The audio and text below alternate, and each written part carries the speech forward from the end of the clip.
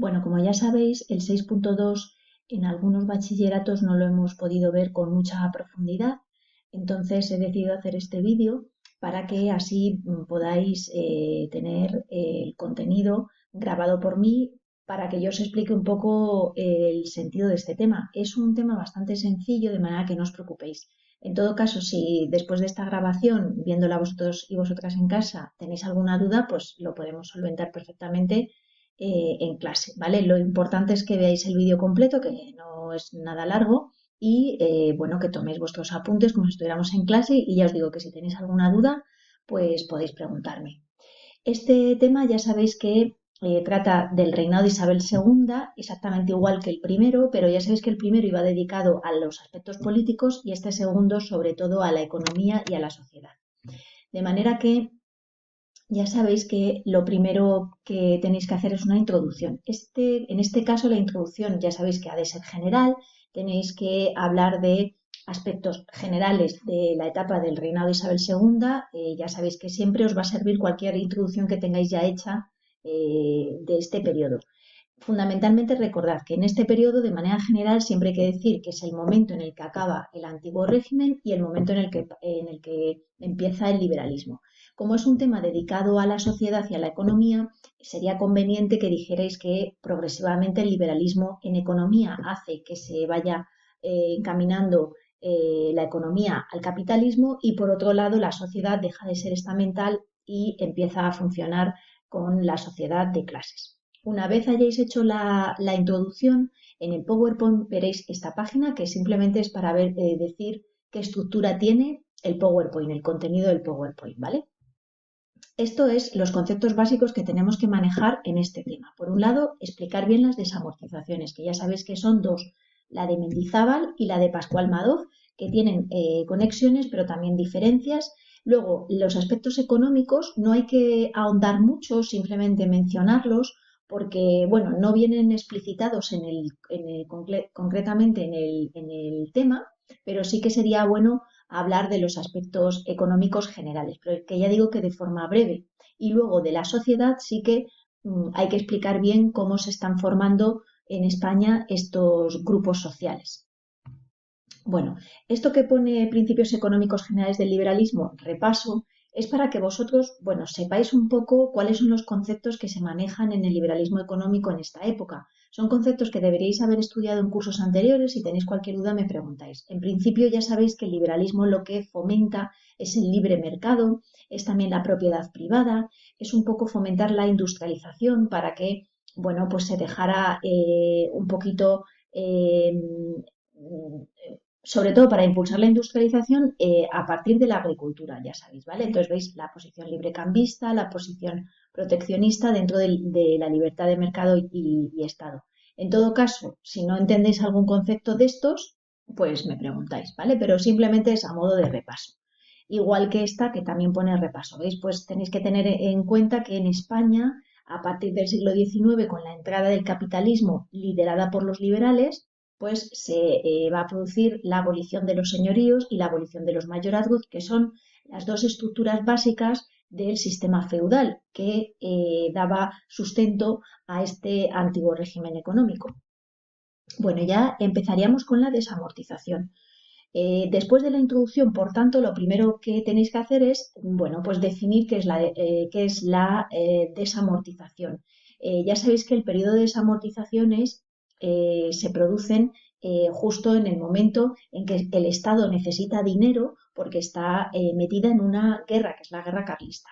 Los liberales tenían que ganar esa guerra porque si no se iba a producir, ya sabéis, el alzamiento de los absolutistas. Entonces, para ganar la guerra necesitan dinero y uno de los métodos va a ser la desamortización, que es quitarle las tierras a la Iglesia que eran del Estado y ponerlas en venta. De esta manera la compraban sobre todo burgueses, altos terratenientes que pagaban al Estado un precio bastante interesante y considerable por esas tierras.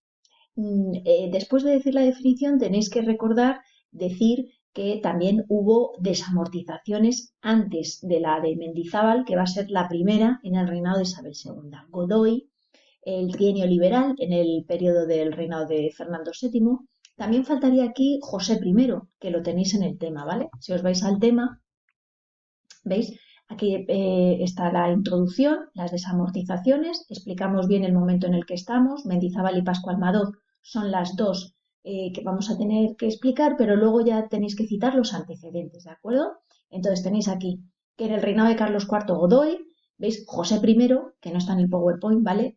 Pero hay que mencionarle. Después hay que mencionar el trienio liberal y ya se pasaría a la de Mendizábal y a la de Pascual Madoz, que son las dos que tenéis que explicar en este tema, ¿vale? Entonces, introducción, desamortización, explicamos el concepto de desamortización y citamos estos antecedentes.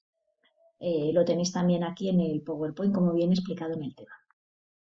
Bueno, lo importante ahora es explicar y que entendáis bien qué dos momentos desamortizadores hay en el reinado de Isabel. El primero es el de Mendizábal, que ya sabemos que el objetivo era ganar esa guerra, conseguir dinero para ganar la guerra y el saneamiento de la hacienda pública, claro.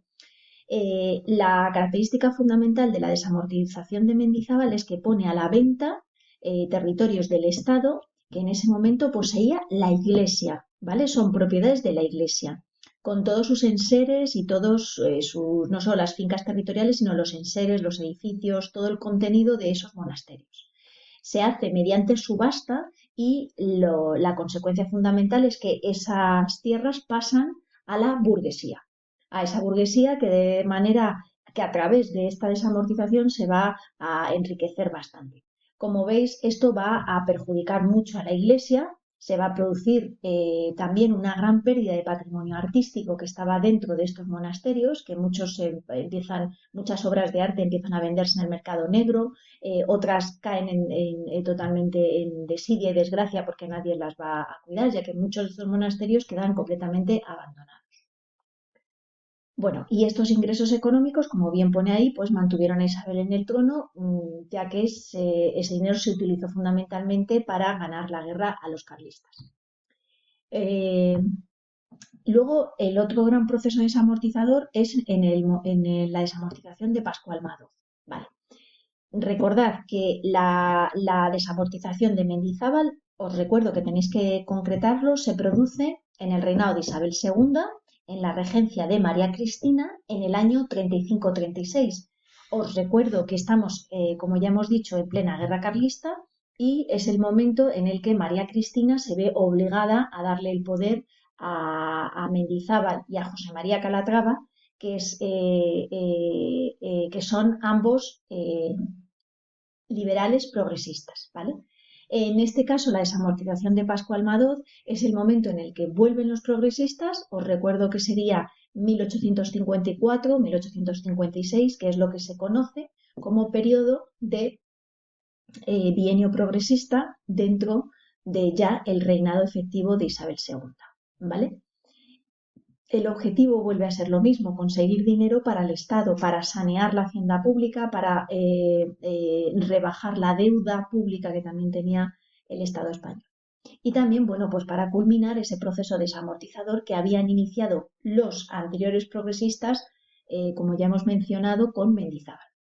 En este caso, lo más importante es que digáis que Pascual Madoz lo que pone en venta son los bienes de la Iglesia, pero también los bienes, como pone ahí, propios y comunes de los ayuntamientos. Es decir, los ayuntamientos de muchas ciudades, de muchas poblaciones, tenían tierras comunales que utilizaban todos los vecinos para el ganado, para el cultivo. El Estado decide poner esas tierras en venta. Parece que el objetivo también era que los medios campesinos pudieran adquirirlas, pero al final los precios eran tan altos que solo las adquirieron la burguesía. Esto empobreció, como pone ahí una consecuencia importante, es el empobrecimiento de los campesinos que vieron cómo perdían la oportunidad de aprovechar gratuitamente estas tierras que usaban de manera comunal y que a partir de este momento tienen que pagar un alquiler por el uso a ese burgués que las compra al Estado. También el dinero que el Estado sacaba a partir de estas desamortizaciones lo empezó a utilizar en la inversión del ferrocarril que se pone en marcha en este momento, ¿vale? Pero lo importante, ya sabéis, es la diferencia entre Madoz y Mendizábal, es que Mendizábal solo pone en venta los bienes de la Iglesia y Madoz añade los bienes comunales de los ayuntamientos, empobreciendo en gran medida a los campesinos, que en muchas ocasiones tendrán que vender sus propias tierras para convertirse en jornaleros, es decir, en trabajadores por jornadas de las tierras que compran la burguesía.